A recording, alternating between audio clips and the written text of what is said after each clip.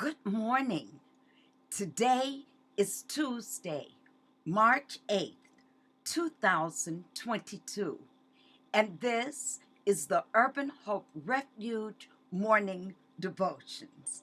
We are continuing our reading today from the 2022 Daily Bible Reading Guide published by the American Bible Society. For the month of March, we are reading under the theme, God's Renewing Word of Prayer.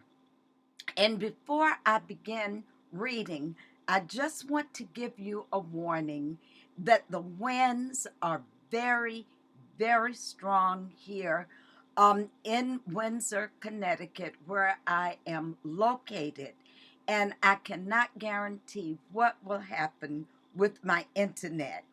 I will continue to read. If it goes in and out, I'll continue to read. And if you have the patience and desire, please stay with me if any of that occurs. So we're reading today from the 25th division of Psalms. And I am reading from the New King James Version, Psalm 25. And it is a plea for deliverance and forgiveness. Verse 1. To you, O Lord, I lift up my soul. O God, I trust in you. Let me not be ashamed.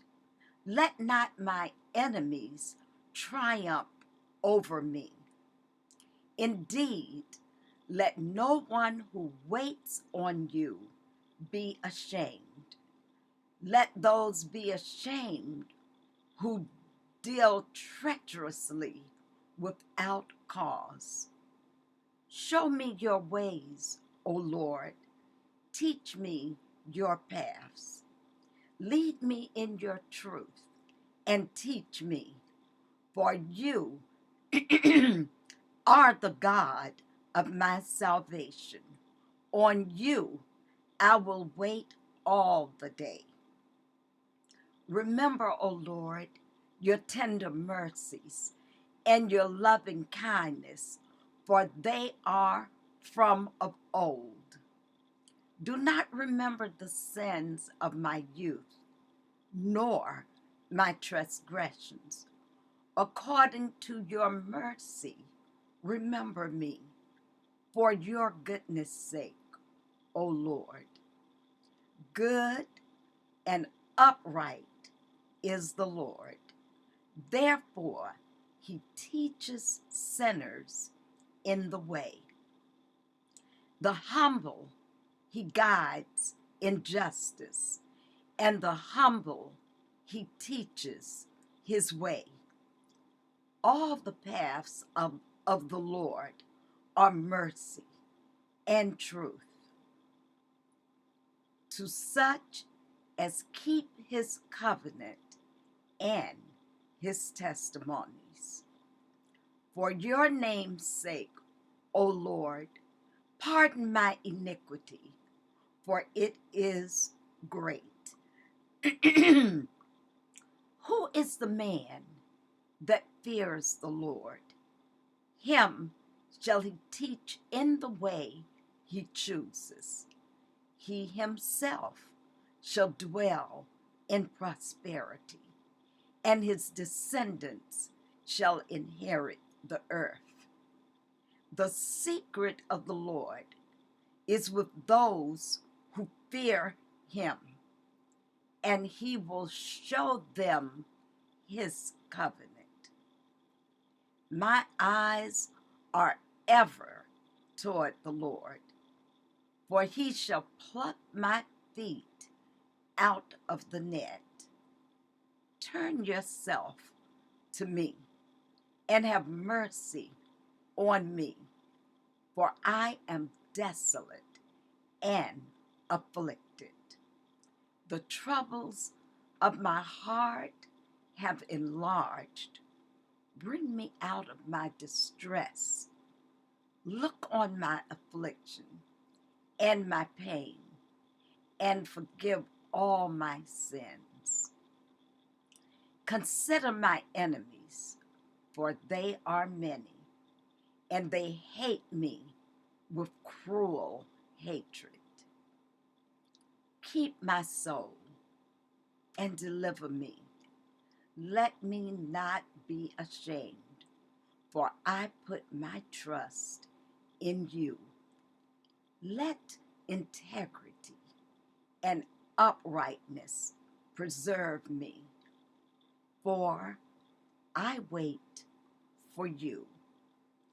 Redeem Israel, O God, out of all their troubles.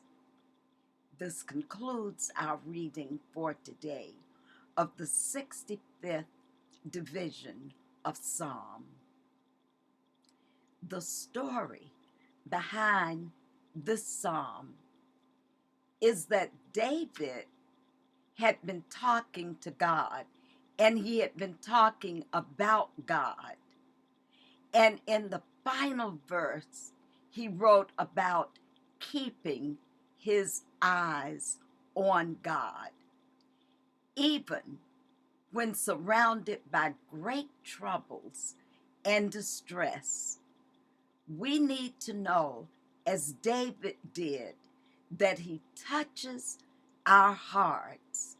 Now, as we read his closing prayer, well, we don't actually know who wrote this last verse of this 25th division of Psalms, but I want to focus on verse 14 before I have some problems over here, just in case. So I am forwarding my notes to go over to verse 14. Verse 14 says, "The secret of the Lord is with those who fear him, and he will show them his covenant." We already know this. We have talked about his covenant many days that he initially made with Israel. Please excuse me. In the covenant, he said, if you love me, respect me, and obey me, I will be with you. That is the covenant. But I will say it again. God does not save and redeem us just for us to say, he did it, I got it. We prayed the prayer that God would come into our lives. And coming to faith is not a one and done scenario. We come, he saves us, and that is it. But we are born again by God's grace and his power to know Jesus, and not just know him, but to walk with him. So in this psalm, David is complaining about many things as he in his life, as he seemed to do, or rather often. He was complaining about his enemies, his fears, his own transgressions. But his acknowledgement of these things that he complained about only led him to one place. And that is in verse 2 that I read. It led David to the point to say, I trust in you. He's talking to God. When we trust God, you can count on it. He will never let us down. David comes to the place where he speaks to three things that he knows will lead him down the path to the secret of the Lord. Don't you want the secret of the Lord? Don't you want to be in that place that you know the secret of the Lord? And when he speaks of the secret of the Lord, he's speaking about the knowledge of God as to who God is. That is the secret. So David came to three postures of his heart that he knew would lead him to the Lord. And I want to share them with you very quickly in the 4 minutes that we have left. One was trust. Number two was a teachable heart. And number three was waiting on God. Trust, one, a teachable heart, two, and waiting on God. He said in verses 1 and 2 of trust, to you, O Lord, I lift up my soul. O God, I trust in you. He said, keep my soul. Deliver me. Don't let me be ashamed. He said, make me triumphant over my enemies. He said, for I put my trust in you, in verse 20. And then he said, we need to understand that trust from the outside looks hard. But when you know someone well, then you can trust them.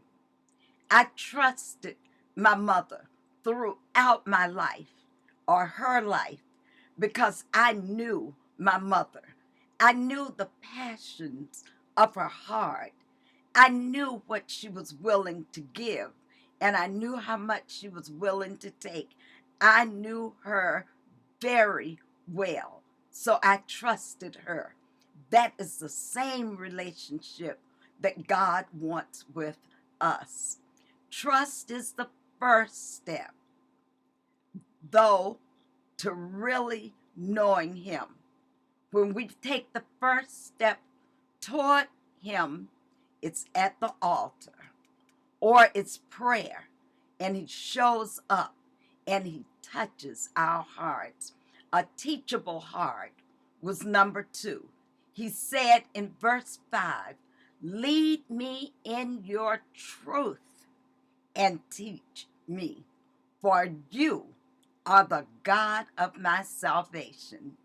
Verse 9 says, the humble heart He guides in justice, and the humble He teaches His way.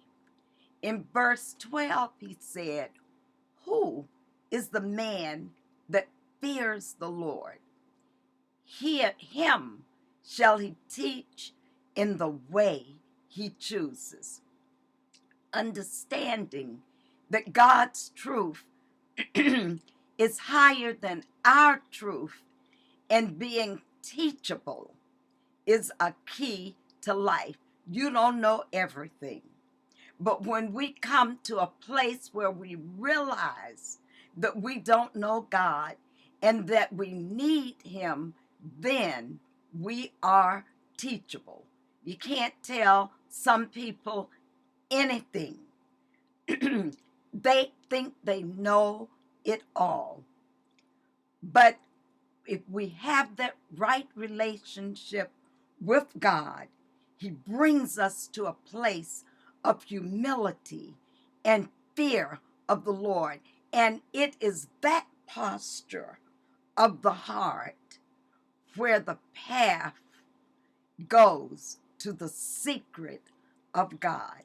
And last, waiting on God.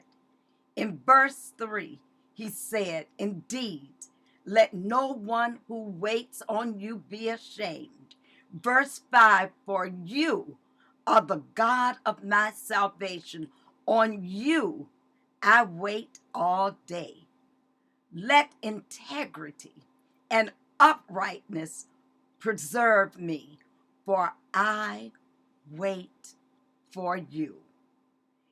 This is God's renewing word of prayer and the prayer that David prayed as he was looking to the Lord to teach him to trust, to take advantage of that teachable heart, and also to wait on God.